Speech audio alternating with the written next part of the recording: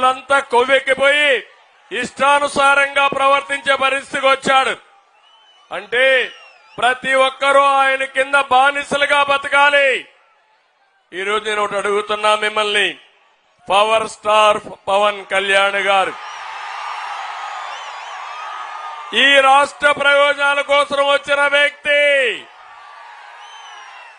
సినిమాలో యాక్ట్ చేసుకుంటే జల్సాగా హీరోగా విలాసవంతంగా ఉండే అవకాశాలున్నాయి. అవునా కాదా అని అడుగుతున్నా మిమ్మల్ని.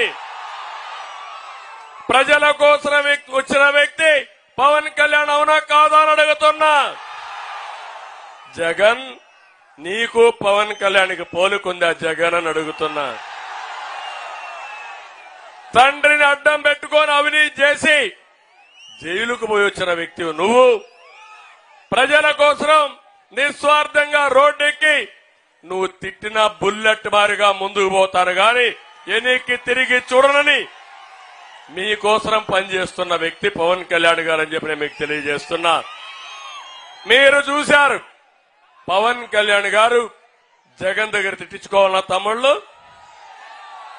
44 సంవత్సరాల అనుభవం ఉండే నేను ఈ సైకో దగ్గర తిట్టించుకోవాలని అడుగుతున్నా. ఇతను ఒక అహంకారి, విధ్వంసకారుడు, దోపిడీదారుడు. అడ్డం వస్తే ఎవరిని వదిలిపెట్టాడు. కానీ మేమిద్దరం మాత్రం ఇతన్ని చిత్తుగా ఓడించి ఆ పార్టీని భూస్థాపితం చేసే వరకు వదిలిపెట్టవని ఈ నెల్లిమర్ల సభలో శపథం చేస్తున్నానని చెప్పి కూడా నేను మీకు తెలియజేస్తున్నా. ఇంకో పక్క ఒక మాట అంటున్నాడు, అందరూ కలిసి వస్తున్నారు, నేను ఏకైకగా వస్తున్నా, నేను సింహలాగా వస్తున్నానని. కానీ తమ్ముళ్ళు అహంకారంతో వస్తున్నావు, అవినీతి డబ్బులతో వస్తున్నావు. ఇంకో పక్క బందిపోటుగా తయారయ్యావు, ఎక్కడికక్కడ దోపిడీ చేస్తున్నావు. నీలాంటి బందిపోట్ని అంతం చేయాలంటే ప్రజలందరూ ఒకటి కావాలనా లేదా తమ్ముళ్ళు అని అడుగుతున్నా. మంచి వాళ్ళందరూ ఒకటి కావాలనా లేదా అని మిమ్మల్ని అడుగుతున్నా. అలాంటి బందిపోటుని ఈ రాష్ట్రం నుంచి తరిమి కొట్టడానికి మీరు సిద్ధమా అని మిమ్మల్ని అడుగుతున్నా.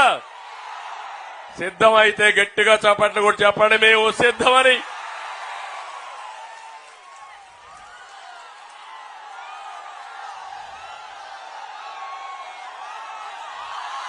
తమ్ముళ్ళు 2014లో తండ్రి శివరాజకీయంతో వచ్చాడు.